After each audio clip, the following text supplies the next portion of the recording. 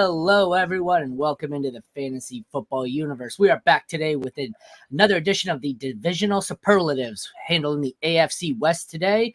Head over to fantasyfootballuniverse.com. Check out all of our written content, or follow us pretty much anywhere on social media, Twitter, YouTube, blah, blah, blah, etc. Fantasy Football Universe. Give us a follow, a like, subscribe, comment, all that shit. We will answer back.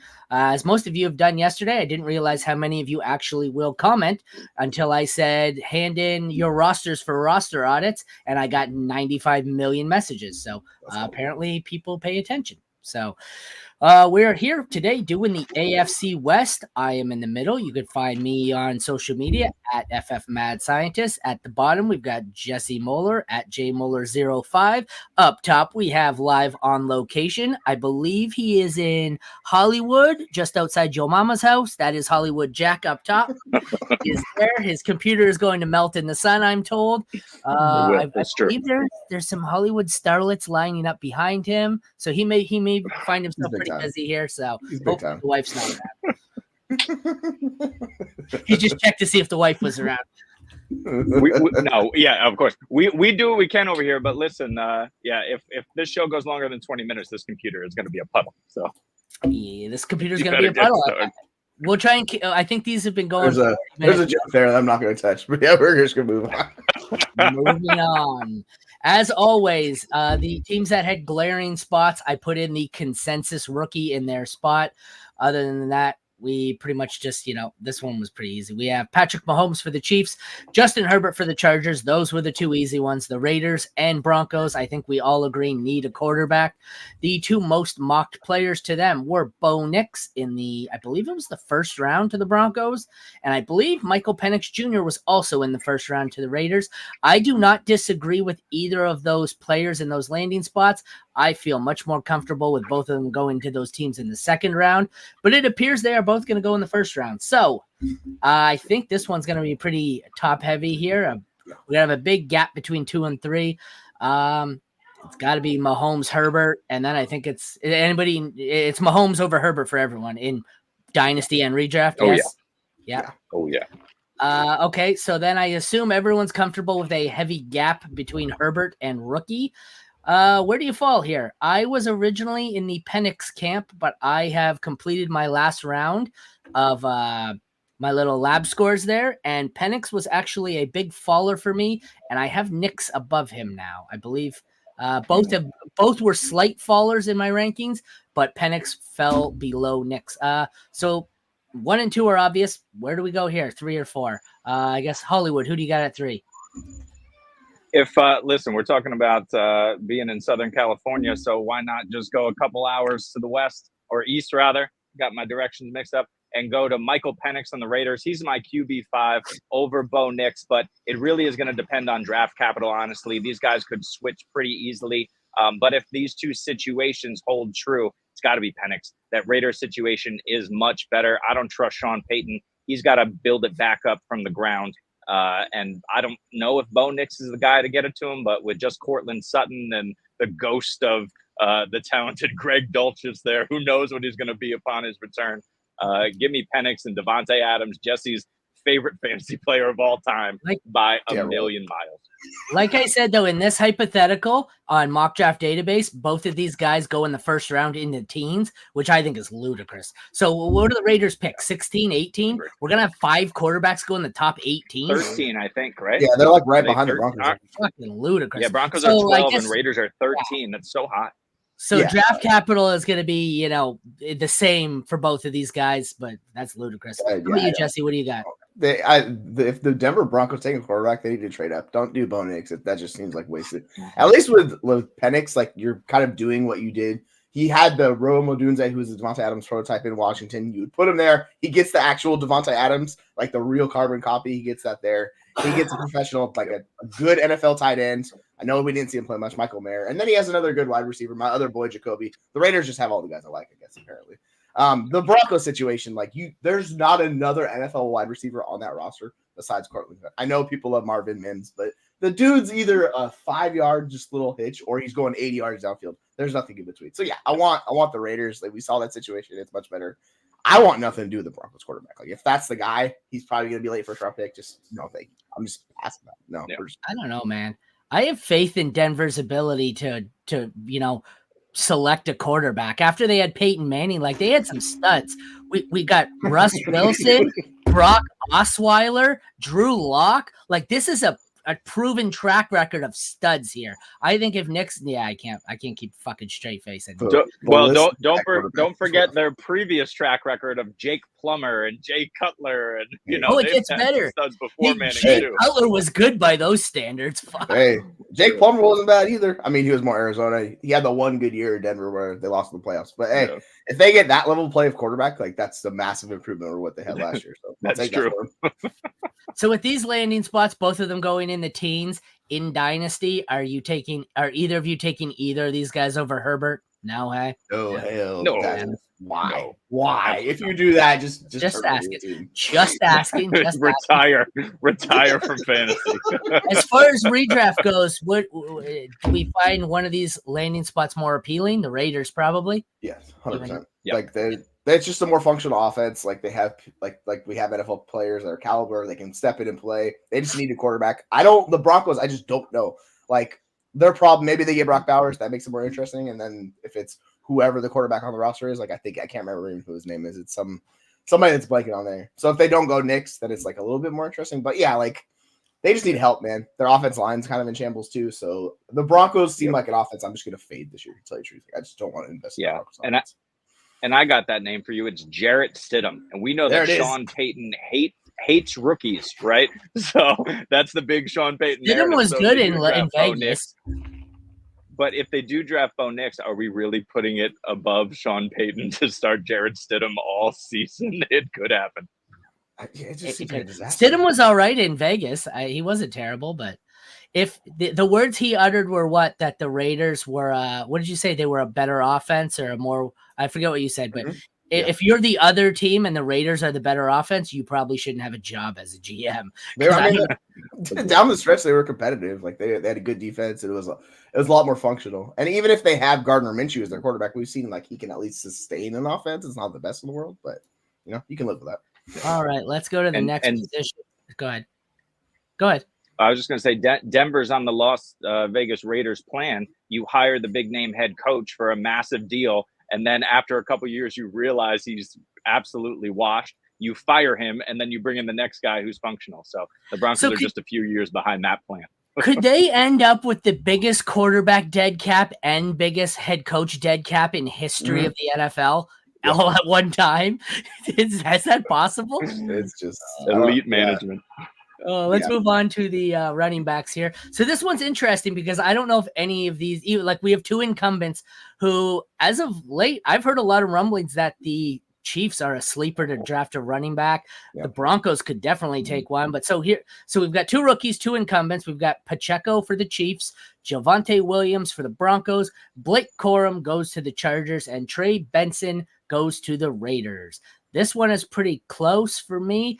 I think redrafting Dynasty, I probably see it the same way. I know Javante's the oldest, but I don't really think any of these guys are old, and it doesn't really skew it for me. I think I have it ranked Pacheco, Benson, Javonte Corum. Who wants to start? Yeah, I'll just say, what happened to Zamir White? I thought it was Zamir White season. I guess not, right? Oh, sorry. I'm under the assumption that you can put Zamir White in here. I have no belief that Zamir White is going to be is not going to get any competition. And when they draft Trey Benson, I'd rather Benson over Zamir White. You can put Zamir White if you want. I'm just no. I'm not going that route. I'm trolling all those Zamir White truthers that are like, I know. I forgot. It's so out of my head. I've just assumed that they're wrong and they're not. It's not going to be Zamir White season, that I've just completely phased him out. So yeah, like you're bringing in Benson, who's just, I think he's a better back than Zamir White. So the whole thing with these guys is like the draft capital is going to change this division up completely. Like we'll see it shift. If it stays as is, like I'll prefer Pacheco over Javonte Williams, because like for some reason Sean Payton always loves that little joker in the backfield, aka Jaleel McLaughlin. Like he likes him, and he's had these guys throughout his history. When he was back with the Saints, these young guys that would catch passes. So like I worry about Javonte. Like I really don't think the upside and ceiling is there, until especially in a bad offense too. Like you're getting partial work, you're not getting all this. So I don't know. I would much rather just sell Javonte Acosta the late round, first round pick. Yes. So at the moment, let's say Corum lands in LA, and Pacheco doesn't get competition. I'll slightly prefer Pacheco, but they'll be real close in ranking. So I'll go Pacheco, Corum. I'll go, I guess, Javonte, then Benson, but like it depends. We'll see. Those guys are gonna be back and forth. I should mention before Yeah. we get too far into it, I should mention that mock draft database, these picks were made. Benson goes to the Raiders in the 2nd. Corum goes to the Chargers in the 3rd. I don't know if that impacts your ranking at all. I have Benson higher anyways. Benson, I believe, is my RB2. Spoiler alert, I have a new RB1 when we do the rankings. Mine is Marshawn Lloyd. Ooh. Anyways, so does that change it for you? Benson going around ahead of Corum? Yeah, that definitely tilts him in his favor. But like this whole situation with Corum is the offense and the landing spot. He's gonna get all the touches. I think I have Benson above my rankings, so he's probably gonna stay in my rankings. But like I'm not super like hard, like I am with Brooks. Like he's the guy I'm the most sold on. The other guys I kind of mix and match. So like I'll have Benson slightly above him in Dynasty. I might prefer Corum for this year just because I know how that's gonna go for him. But long term, Corum's older. Like I'll probably prefer Benson long term. Yeah. What you, Hollywood? And like, look, Pacheco for me is the far and away one, just because I can count on the usage and I can count on the offense, right? The issue with Javonte is not talent.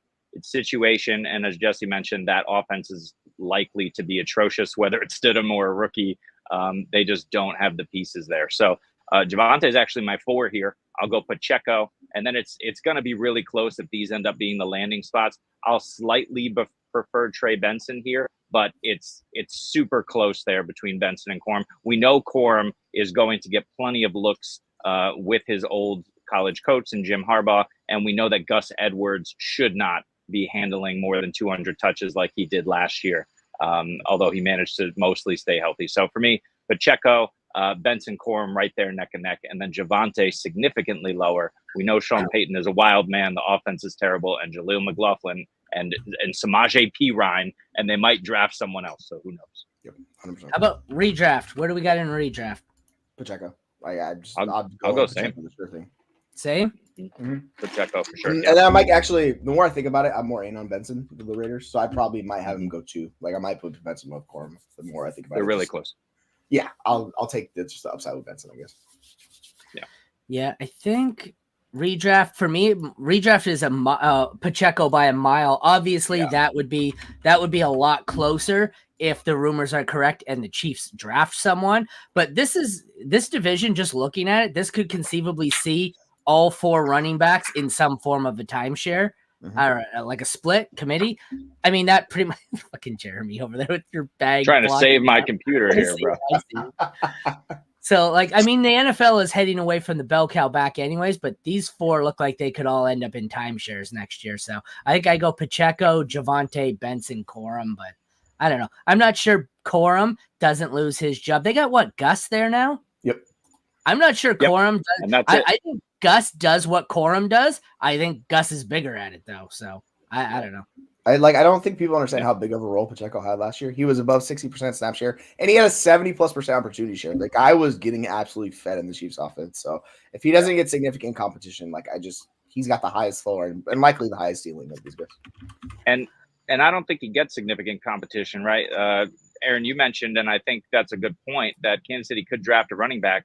But if they do, I expect it to be like a Will Shipley, right? Someone who comes in, can play the third down role. Pacheco still has the ability to catch, 40 passes, but you want that Jerick McKinnon role. And we know if the Chiefs don't draft someone, they might just bring McKinnon back again on a 1-year deal. So, I don't think there's going to be significant competition for that early down role for Pacheco.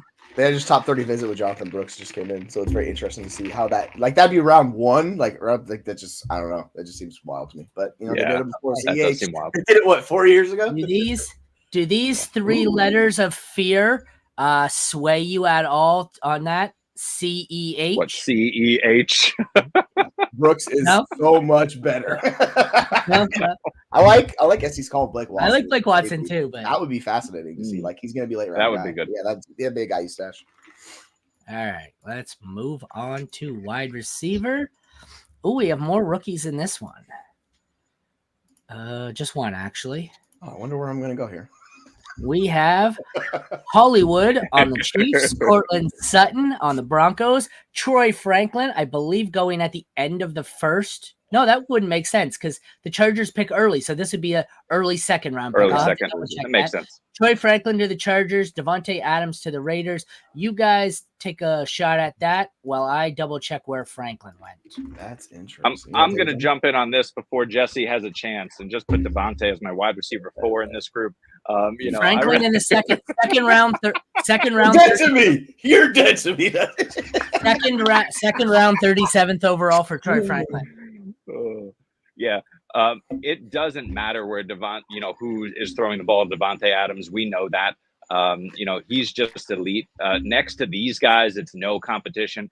Jesse will tell you all about it, but it was like 170 plus targets that you mentioned on the show we did the other day for Devontae Adams last season. He's an absolute monster. He's still got it. I don't think he's going to lose a significant step here. So he's far and away the guy here that you want. For me, is the number 2. That's where the real conversation begins. Cortland Sutton is interesting, but we know that he was just a touchdown machine last year, and touchdowns are fluky from season to season. So I'll go Hollywood in that spot at KC at number 2 pretty significantly.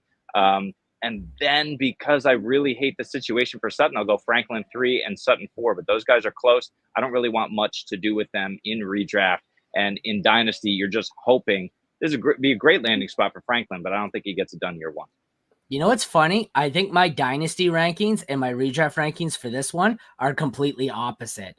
Because like I go for redraft, I'm going Devontae, Hollywood, Franklin Sutton, and in Dynasty, I think I'm going Franklin, Hollywood, Adams, Sutton. Either way, Sutton's last, I guess. But yeah, I think I flipped the top 3 based on redraft or Dynasty.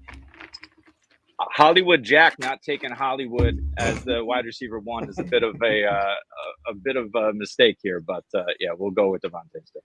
Yeah, I'm gonna take. I mean, obviously, I'm taking Adams. We know I love Adams, but the guy I'm missing in this picture, Rashee Rice. I'm taking both Chiefs wide receivers ahead of Cortland Sutton. Trevor Franklin's a very interesting one with Herbert because he's going to play a deep threat role. He's kind of what I talked about with Marvin Mims. He's just a better version of that. He's going to either be short underneath or he's going to be playing downfield. So what's weird is they would pair him with Quentin Johnson. Like, I hate that fit with those two guys together because they do a lot of the same things. So they're going to be like, it's going to be weird. I don't like how that works out. I would want them to get a more prototypical X than Franklin because Franklin's not an X and he can't play that role. So then it's just like you got him and freaking Quentin Johnson fighting for one spot.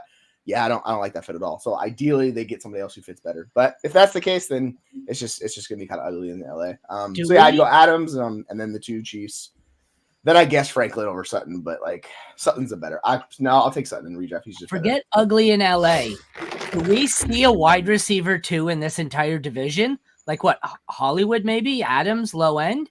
I'd prefer Rice over Hollywood because like Rice is going to get the underneath stuff. Like unless I forgot Rice was there. My bad.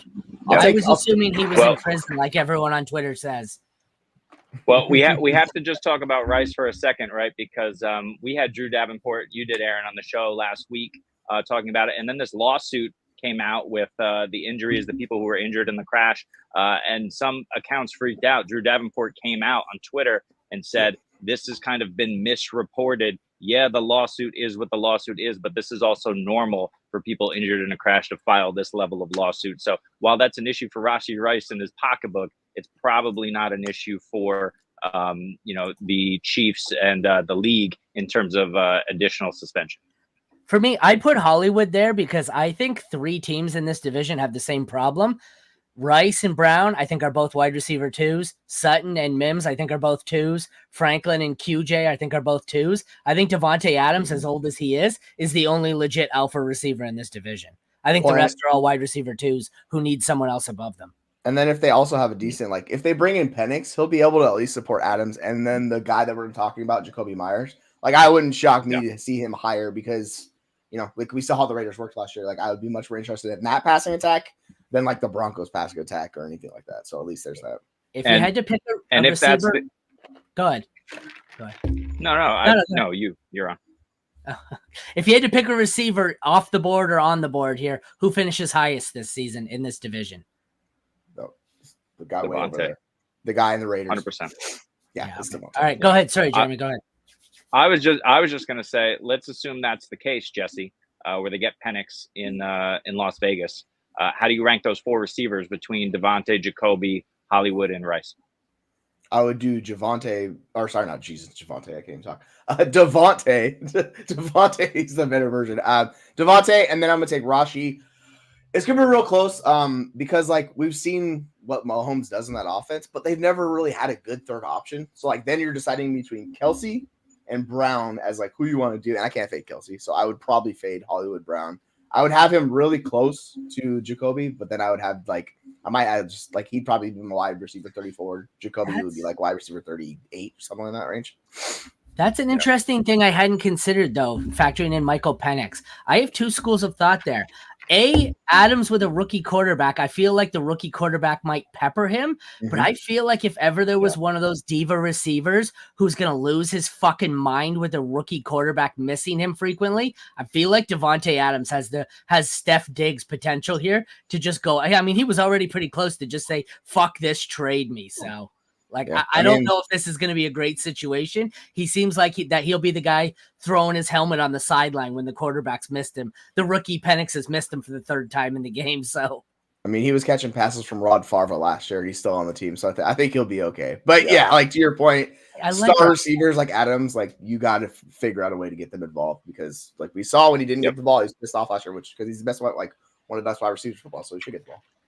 Yeah. There's a lot of moving and the other thing in this division. There is, and that's my point too. Is there's a lot of moving pieces, and the draft hasn't happened yet. I'm not putting it past KC or Las Vegas to draft a receiver in the 2nd or 3rd round and have that guy get significant playing time. I mean, I think KC probably needs it more than most, especially with the Rice situation. A lot of people are putting a receiver, mocking them in the 1st round, and if that's the case, is Hollywood Brown or Rice? If he's assuming he's back and has a normal, amount of playing time, isn't spending his time in jail.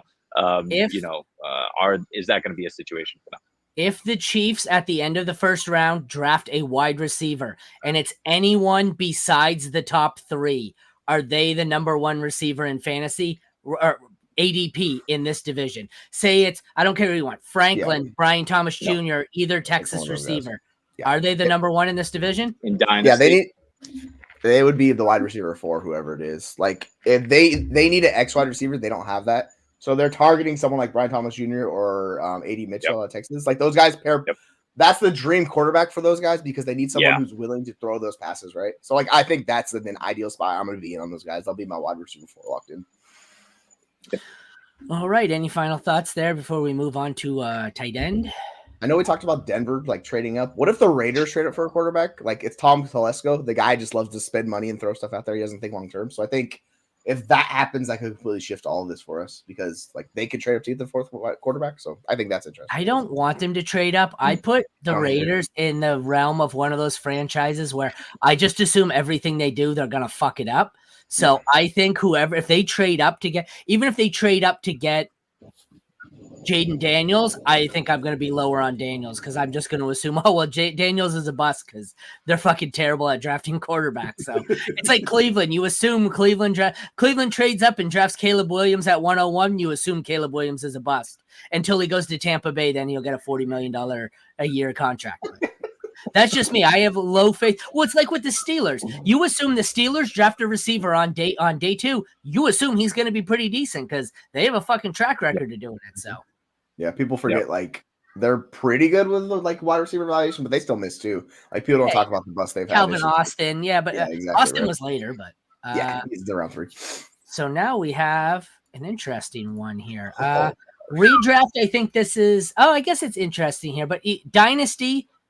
We'll start with the big 2 in Dynasty. Are you already willing to take Brock Bowers over Travis Kelce year 1? I know Kelsey's getting old. Bowers, we're taking a lot of. Yeah. Okay. Everyone's you're going Bowers over Kelsey. Yeah. I do not. They'd be awfully close to my redraft rankings, to tell you the truth. If he's in LA and Kelsey's in Kansas City. Yeah. That Bowers spot is super interesting. I don't know how they get Bowers and Franklin in Los Angeles. First and second round. If that happens. First and second round. The line's going to be a disaster. I would be like, no. That's true. I can't imagine I mean, I know Blake Corum is the guy, and you even said that the mock is projected in the third round if he lasts that long. But if they don't go with Harbaugh at the helm, if they don't go, offensive lineman, running back, offensive lineman, I'll be kind of shocked here if they take Bowers. Yeah. Well, like in this scenario, they would probably getting Bowers. They're going to trade back, right? They're going to accumulate draft picks and then they take Bowers. So like, I don't know. I'm kind of into that weird world that this ends up with. So like, I would like to see how this goes because let me see. They need talent, man. They need talent. So then they get Bowers. Yeah. No, the mock has them trading. 1 sec. Yeah, I get the feeling the like mock has them trading down to 10. The mock has them trading down to 10 for Bowers and then going Franklin Corum. That's wild. Three offensive skill players. I don't know who. I assume one of the other picks they accumulate in the trade down is an offensive lineman of some sort, but I'm assuming they get another second round pick. They use an offensive lineman or something. Yeah. So I guess you guys are going, I assume, the same redraft and dynasty: Bowers, Kelsey, Mayer, Troutman. In redraft, I'll take Kelsey, but in dynasty, like it's not even close. Mm-hmm. Like, so I would have Bowers leaps and bounds above everyone else. And then I would have Kelsey just because Mayer is the third option. Like, I need him to be a top 2 option. Like, this is what Andrew Cooper talks about all the time, right? He's not the second option on that offense that I'm kind of worried. So, like, I would just wait with Mayer. And then I don't want Troutman, dude. Like, I much prefer Dulcich, to tell you the truth. But who's the second option on the Raiders? Is Jacoby Myers still there? Yeah, he's still there. Yeah, is he? Okay, I wasn't sure. There's been so much movement around this. Okay, he did. He restructured his contract. I thought he was gone. Yeah, they need a quarterback like that can support 3 options, and that's extremely difficult. So like until they get that, I'm a little worried about Mayer, to tell you the truth. Even though I think he's a good player, man. Yep. All right. Yep, agreed. It's Kelsey in redraft and Bowers in dynasty, but with Mayer, I don't know. I don't think he showed enough last year. I know the situation was a struggle with quarterbacks there, but he would need to find a quarterback that really peppered him with targets. And with Devontae there and Jacoby, you're right. I mean, if you can trade Michael Mayer, I would trade him because he's going to be on this traditional tight end track where it takes him 3-4 years to hit because that correlates with Devontae Adams retiring. So yeah, he only had 300 yards receiving last year. I mean, his snap sharing stuff was really. Like, it's just 70% snap share. It's not bad. He just didn't run the routes, though. Like, that's the problem. It's like 58% of routes. I'm like, dude, let him run the routes. He's better than whoever the other tight end is there. Just frustrating. This is our third division preview, and I think this might be the best group of kickers we've had. This one's tough for me. I think I have it Butker, Dicker, Carlson, Lutz. And even Lutz at the worst, I think is maybe kicker 13 for me. So I think these are some good options. I know you guys aren't really kicker guys, but yeah, I mean, I want the guys in good offenses, right? So I think Dicker's really interesting because I don't expect the offense to be anywhere close to as good as Kansas City, but I'm looking to see who was the leading scorer. I mean, Butker was he was kicker 7 last year. Dicker was kicker 8. And then I thought Dicker was higher. Well, I'm looking on I think it's points per game basis. Let me see. Yeah, I have him set up. No, total points. So Dicker at 151. You know what? I probably stopped looking after the fantasy playoffs. That includes the whole year. Yeah, so he was probably first or top 3 the last time I looked. But and then Lutz was kicker 22 and Carlson was kicker 24 last year. Yeah, Carlson was bad last year, but I don't think he's as bad as he was. That offense just sucked. So yeah, I think he'll be better this year. Yeah. Here's what I know about kickers is you want guys in a dome. It doesn't look like we have that. I don't know what's going on in Las Vegas, but I think it's open Vegas air. Retractable roof, isn't it? No, I've been to Vegas. Yeah. It's a dome. It's a giant. It looks like the freaking Death Star. Yeah, so is SoFi. Isn't SoFi in LA retractable? Or it has like a opening. Yeah, it's something like that. I think it is. I know there's an opening, but Casey and Denver aren't, but the other two I think are at least retractable. I'm looking at SoFi. But the other thing I was going to say is you want good weather as well. So that's what they have in Vegas and LA too. If they don't have the full enclosed dome, they have good weather, right? In Denver and Kansas City, it's a bit different. I don't want anything to do with Will Lutz, but I'll tell you what my process is. I'm going to take these 4 kickers, I'm going to put them in a bag, and then I'm just going to shake the bag, and I'm going to pick out of a goddamn bag which kicker I want because I don't care. Kickers can just, if you still have kickers in your fantasy leagues, enjoy that. That's not for me. But yeah, you can kick all these guys to the fantasy curb. I don't want anything. You're gonna get stuck with Lutz in Denver. I love how he pretends that's the Sure. way he picks kicker, as if he doesn't pick every position like that. All right, go back to your shopping, Hollywood Jack. That's it for today. Calvin Ridley, 2024, baby. It's on, baby. It's on. What? His computer's cutting out. His computer's cutting out. Oh, what a shame. His volume doesn't work anymore. We can't hear Hollywood Jack and his Calvin Ridley propaganda. All right, everyone. Thank you for tuning in to Hollywood Jack on location here. Check us out, fantasyfootballuniverse.com, for all our written work. We've got some mock drafts and stuff coming out.